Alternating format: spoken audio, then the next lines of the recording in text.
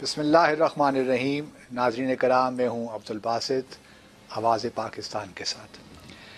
محسن نقوی کا ایک قطع ہے ناظرین، پہلے وہ پیش خدمت ہے کہ ایک پرانا سفر تو ختم ہوا، ایک پرانا سفر تو ختم ہوا، ایک نئی راہ گزر بھی دیکھیں گے.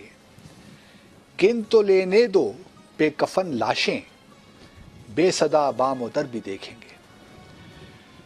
کچھ ناظرین بات چل رہی ہے کہ نواز شریف صاحب کو پلی بارگین کر لینا چاہیے اور جو دولت لوٹی ہے وہ واپس کر دیں اور چلے جائیں ملک سے باہر. اس قسم کا بیان ان الفاظ میں تو نہیں شاید، لیکن اس کا مطلب یہی تھا. کچھ فواد چودھری صاحب جو ہمارے انفارمیشن منسٹر ہیں، انہوں نے یہ بات کہی، اور پھر وزیر اعظم عمران خان نے بھی اس قسم کا اندیا دیا کہ نواز شریف صاحب کو چاہیے کہ یہ اب جو لوٹی ہوئی دولت ہے وہ واپس کریں اور جائیں.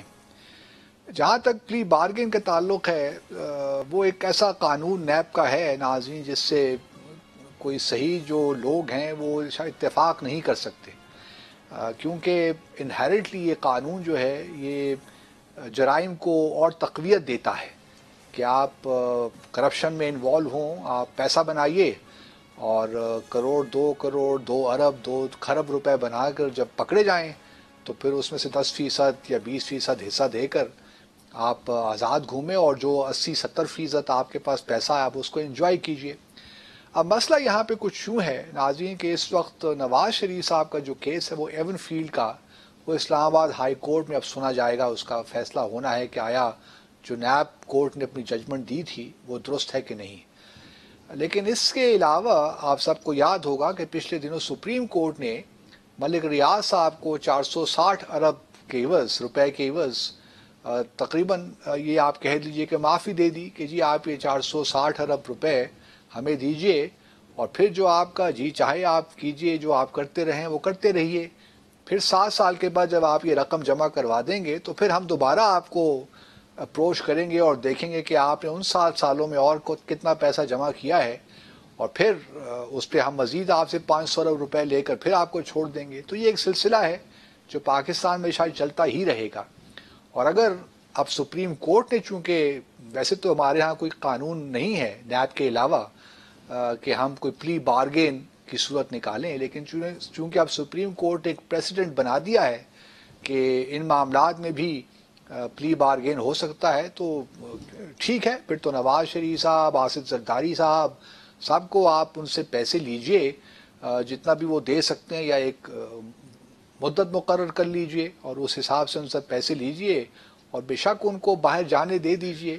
اس سے ایک فائدہ تو ہوگا کم از کم کہ آپ کو پیسے مل جائیں گے، کچھ تھوڑے بہت ٹریجری میں پیسے آ جائیں گے، 5-10 ارب ڈالر. اور ساتھ ساتھ ملک میں اس وقت جو ایک ہیجان کی صورتحال ہے سیاسی اعتبار سے، وہ بھی ختم ہو جائے گی.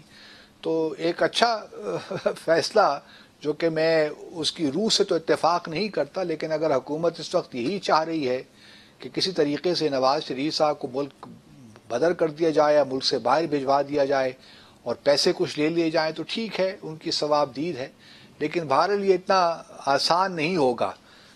یہ الگ بات ہے کہ کچھ پتہ نہیں چلتا، ہماری سیاست کوئی بھی رنگ دکھا سکتی ہے کسی وقت بھی، اس لیے حتمی طور پر کچھ کہنا بہت مشکل ہے. تو یہ تو میرا ایک کامنٹ تھا یہ ساری صورتحال پہ. لیکن یہ ہے کہ اس وقت جو ملک کے حالات ہیں وہ کوئی اتنے اچھے اس طرح نہیں ہیں. 7 مہینے کے بعد ہم اگر دیکھتے ہیں تو معیشت کے حالات برے ہیں، افراط زر بڑھ گیا ہے، مہنگائی ہو رہی ہے، جو کل بھی ہم نے ذکر کیا تھا. اب اصل ہمارا جو فوکس ہونا چاہیے وہ ہماری اقتصادی معیشت کی صورتحال ہی ہونا چاہیے. اب کیا ہوتا ہے آگے، let's hope for the best کہ یہ حکومت کچھ واقعی کوئی میریکل معجزہ کر لے گی. لیکن جو حالات نظر آتے ہیں وہ تو اتنے اچھے نظر نہیں آتے بدقسمتی کے ساتھ.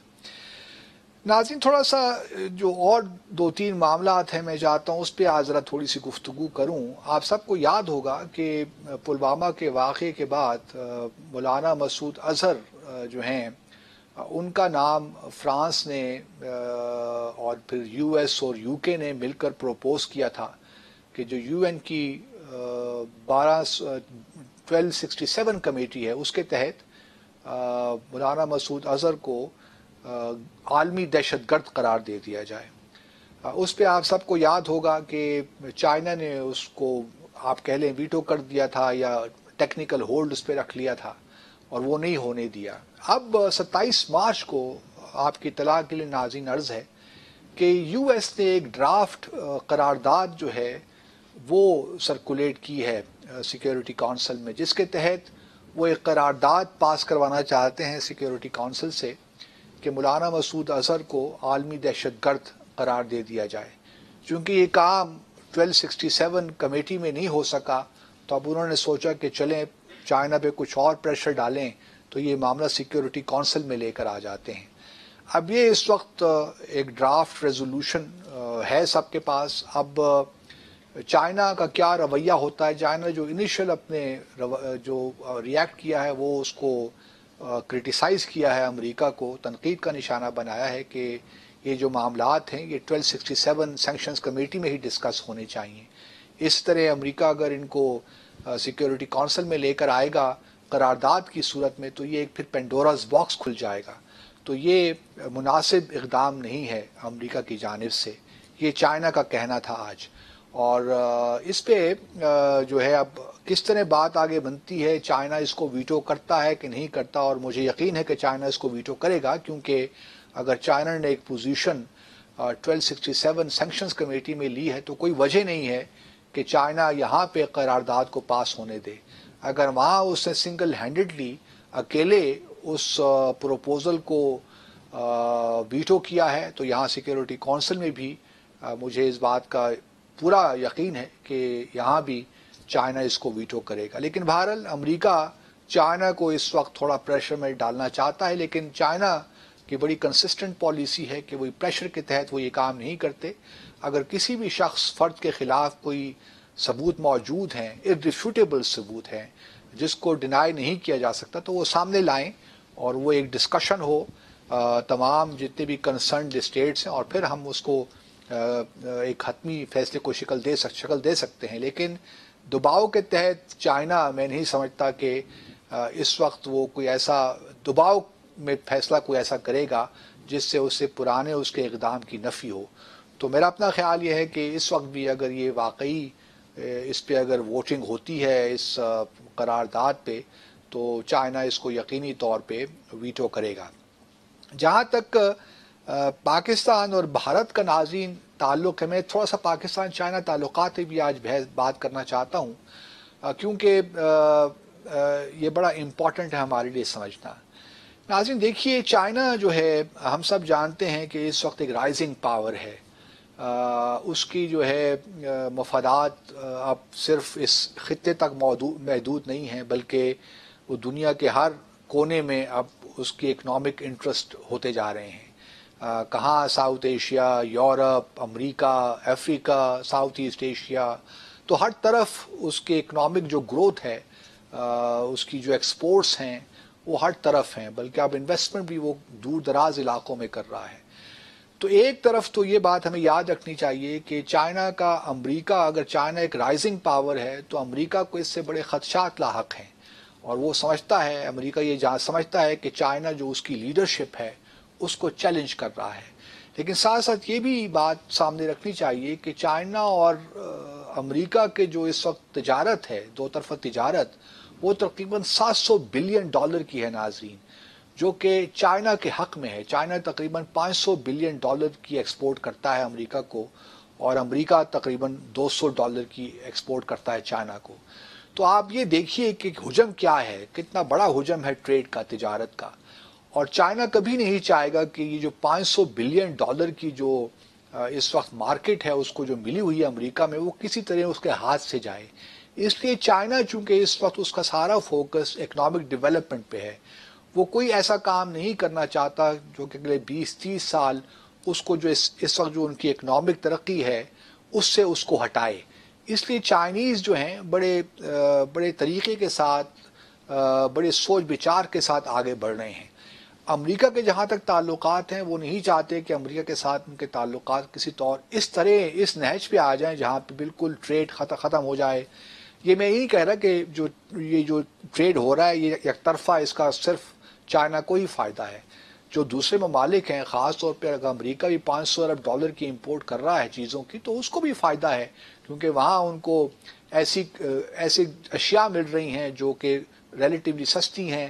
اگر وہی اشیاء امریکہ خود پروڈیوس کرے یا کسی اور ممالک سے، یورپ سے اگر امپورٹ کرے، تو اس کی قیمتیں بہت زیادہ ہو جاتی ہیں. تو چائنا نے بھی ایک عام متوسط لوگوں کو، غریب طبقوں کو بھی یہ ان کی جو پرچیزنگ پاور ہے اس کو بڑھایا ہے.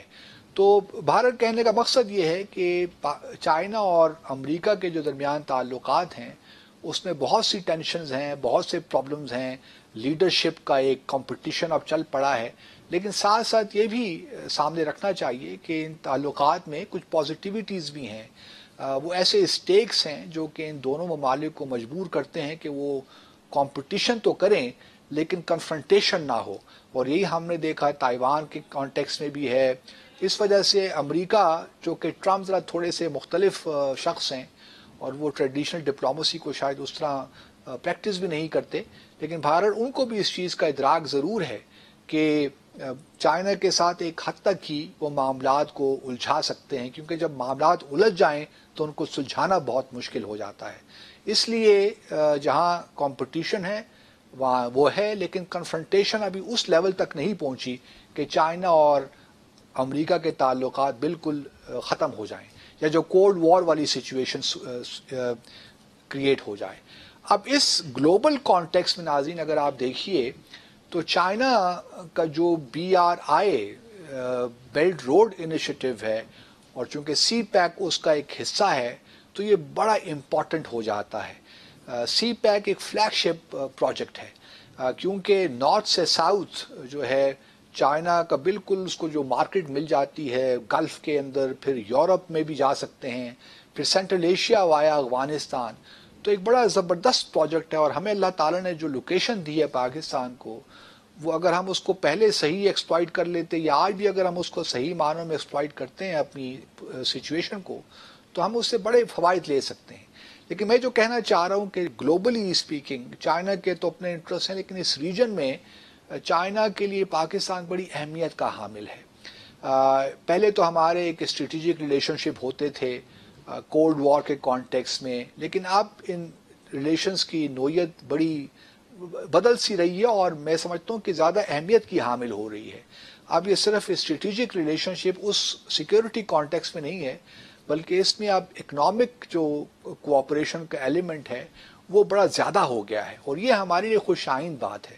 کیونکہ اس وقت اگر آپ دیکھیے ناظرین، ذرا اپنا تجزیہ کیجئے، ارد گرد دیکھیے تو کون سے ممالک ہیں جو پاکستان کو حقیقی طور پہ سپورٹ کرتے ہیں. لے دے کے ایک ٹرکی جو ہے ایک امپورٹنٹ ملک آپ کہہ لیجئے جو پاکستان کو سپورٹ کرتا ہے، چاہے وہ FATF ہو یا اور دوسرے معاملے NS نیوکلیر سپلائرز گروپ کا معاملہ ہو. تو چائنا ایک واحد ملک ہے جو سپر پاور آپ اسے کہہ لیں یا رائزنگ پاور، جو کہ آپ کے ساتھ ہر محاذ پہ کھڑا ہے. آپ کو NSG میں بھی وہ سپورٹ کرتا ہے، جو 1267 کمیٹی ہے وہاں بھی آپ کو سپورٹ کرتا ہے، UN سیکیورٹی کونسل میں بھی آپ کو سپورٹ کرتا ہے. تو چائنا کا ہمارے ساتھ کھڑا ہونا بہت امپورٹنٹ ہے ہمارے کانٹیکس میں بھی. اور اگر چائنا، اگر آج دیکھیے اگر آپ، تو پچھلے کئی سالوں سے پاکستان میں جو فورن ڈائریکٹ انویسٹمنٹ ہے وہ تو اب برائے نام ہی رہ گئی ہے. اب صرف ایک چائنا ایسا ملک ہے جس نے انٹرسٹ یہ شو کیا کہ وہ سی پیک کو اب ایک لے کر آگے چلے گا اور وہاں پاکستان میں انویسٹمنٹ لے کر آئے گا. اس پہ ناظرین میں گفتگو کا سلسلہ دوبارہ شروع کروں گا. تھوڑا سا میں آپ کو بتانا چاہتا ہوں کہ اس وقت پاکستان چائنا ریلیشنز کھڑے کہاں پہ، تعلقات کہاں کھڑے ہیں، اور پاکستان اور بھارت کے معاملات کہاں کھڑے ہیں. یہ بڑا دلچسپ تجزیہ ہے. امید ہے آپ ہمارے ساتھ رہیں گے، اور پروگرام کے آخری حصے میں ہم آپ کی کالز بھی لیں گے، تو ہمارے ساتھ رہیے.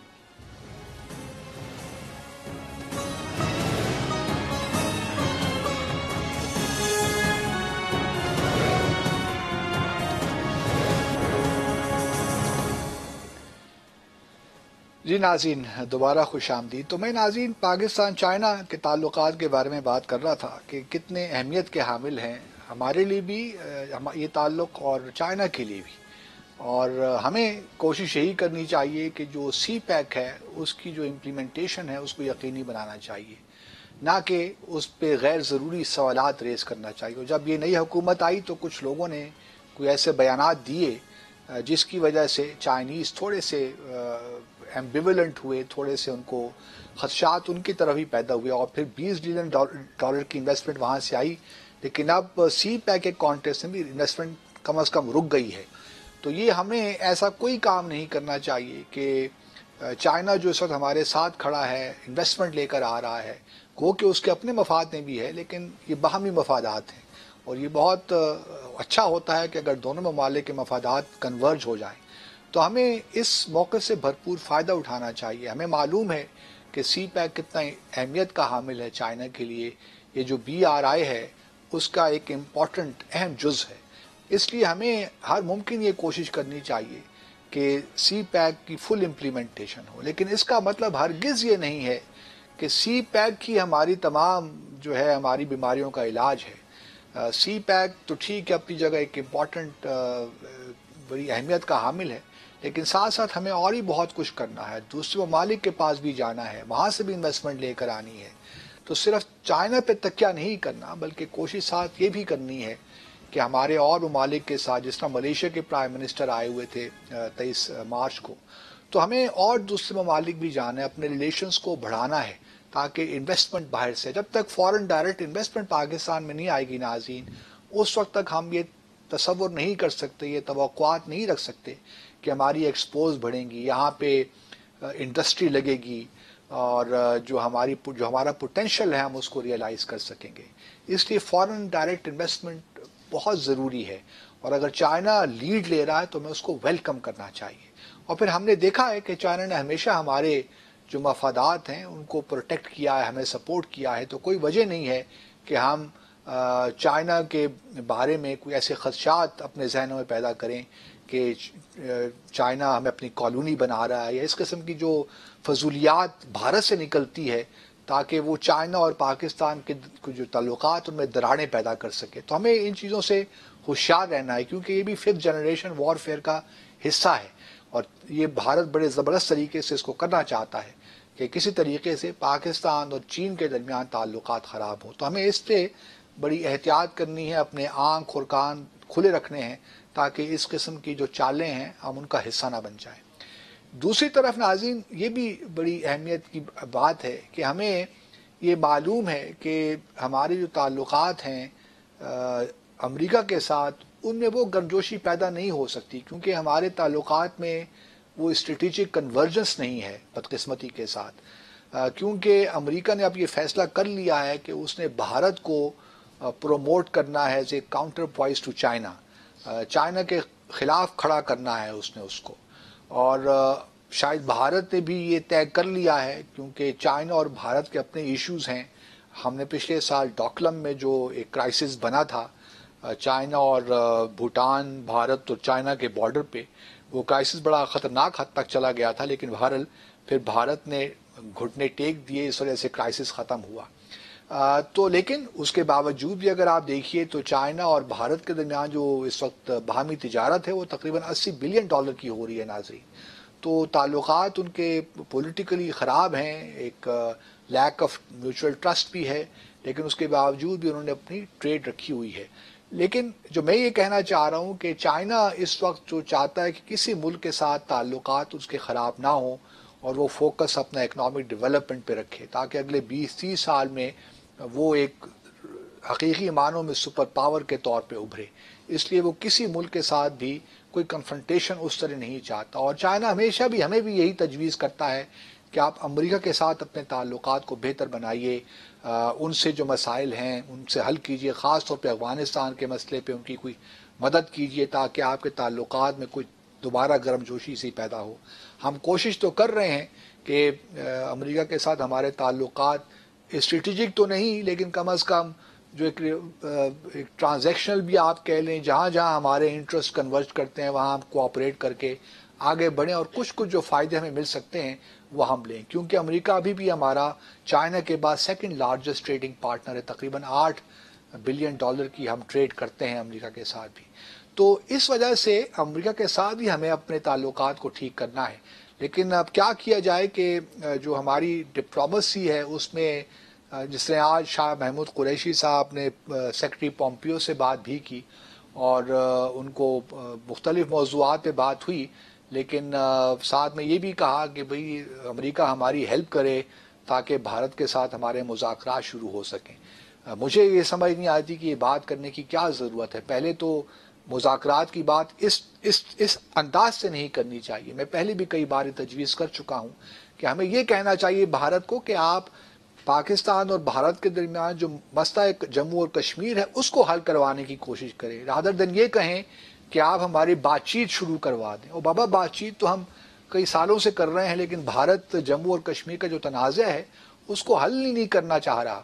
تو ہمارا تھوڑا بہت ہمیں اپنے نوانسز، جو ہماری جو پوسٹرنگ ہے یا جو ہم آرٹیکولیٹ کرتے ہیں اپنی پوزیشنز کو، تھوڑا اس میں ایک سنجیدگی کا مظاہرہ کریں کہ ہم چاہتے کیا۔ اور پھر ہم خود بھی کئی بار کہہ چکے ہیں کہ جب تک بھارت میں انتخابات نہیں ہو جاتے، نئی حکومت نہیں آ جاتی، اس وقت تک ہمارے تعلقات بھارت کے مذاکرات شروع نہیں ہو سکتے۔ لیکن میں چاہتا ہوں کہ مذاکرات کی جو ہماری بات ہے، ٹھیک ہے ہم چاہتے تو ہیں، لیکن یہ کہنے کی بجائے ہمیں یہ کہنا چاہیے کہ ہم بھارت کے ساتھ نارمل تعلقات رکھنا چاہتے ہیں اور ہم چاہتے ہیں کہ ہمارا جو تنازعات ہیں وہ حل ہوں۔ تو پومپیو کو یہ کہنا چاہیے تھا کہ آپ ہمارے مدد کریں کہ ہمارے جو تنازعات ہیں جموں اور کشمیر، جو بنیادی تنازع ہے وہ پاکستان اور بھارت کے درمیان حل ہو۔ لیکن بہرحال شاہ محمود قریشی صاحب کا اپنا ایک جس طریقے سے انہوں نے آرٹیکولیٹ کیا ہے ان کی اپنی ثوابدید ہے، لیکن اس طرح اس کو پرسو کرنا چاہیے۔ پھر ایک اور بیان بھی شاہ محمود قریشی صاحب سے منسوب کیا جا رہا ہے کہ شاید ہم FATF کی جو ہے وہ بلیک لسٹ میں آ جائیں، کیونکہ انڈیا بڑی زبردست لابی کر رہا ہے واشنگٹن DC میں، اور ہمارے پاس لابسٹ چونکہ نہیں ہے تو اس لیے ہم شاید ناکام ہو جائیں یا بھارت کامیاب ہو جائے۔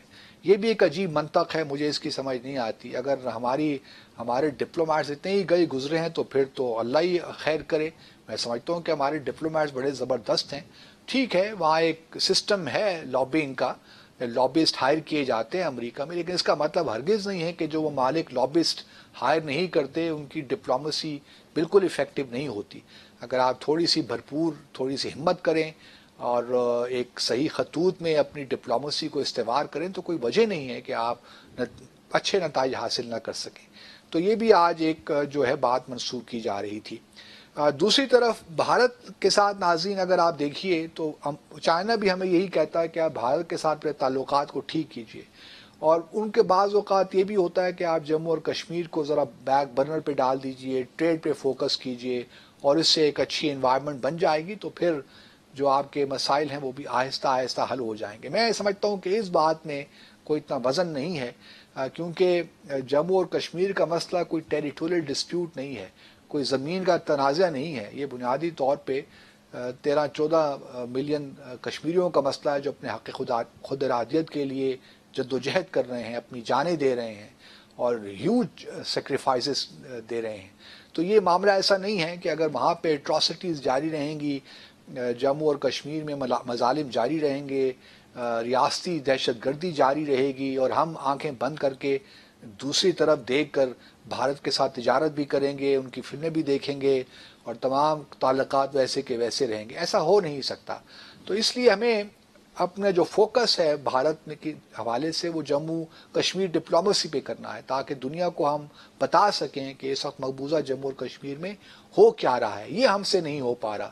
ابھی بھی آپ دیکھیے جو پارلیمنٹری کمیٹی تھی کشمیر کی، اس کے سربراہ تو مقرر ہو گئے، لیکن معلوم نہیں ہے کہ وہ کمیٹی ہے کہاں پہ، اور وہ جو سربراہ مقرر ہوئے آئی ڈو ناٹ نو ان کا کس طرح وہ لے کر آگے چلیں گے۔ تو ہمارے ہاں اپنے جو ہے لیک آف انٹرسٹ ہے، لیک آف کمٹمنٹ ہے۔ جب تک ہم اپنے اندر سے ایک صحیح معنوں میں کنوکشن کے طور پہ جموں اور کشمیر کے مسئلے کو دنیا بھر میں لے کر نہیں چلیں گے، اس وقت تک ہمیں کامیابی ہو نہیں سکتی۔ یہ ہو نہیں سکتا کہ آپ بس بیٹھے رہیں گھر میں اور کہیں کہ جی جموں اور کشمیر کے پہ آپ کو دنیا سپورٹ کرے، یہ پاسبل نہیں ہے۔ تو آپ نے بھارت پہ انٹرنیشنل پریشر بلڈ کرنا ہے، پھر آپ نے ڈائسپورا کو استعمال کرنا ہے، پہلے کئی بار میں کہہ چکا ہوں کشمیری ڈائسپورا کو استعمال کرنا ہے، لیکن ہم صحیح معنوں میں کر نہیں پا رہے، اور جب تک یہ ہم نہیں کریں گے اس وقت تک ہم انہی جو ہیجان کی جو کیفیت ہے اس کا شکار رہیں گے۔ تو ہمیں اس سے باہر نکلنا ہے اور کوشش یہی کرنی ہے کہ اپنے جو سمت ہے ہماری جو خارجہ پالیسی اس کو صحیح جو ہے خطوط پہ ہم استوار کریں۔ ایک مختصر سا وقفہ لیتے ہیں ناظرین، اور پھر اگلے سیگمنٹ میں آپ کی کالز بھی لیں گے، ہمارے ساتھ رہیے۔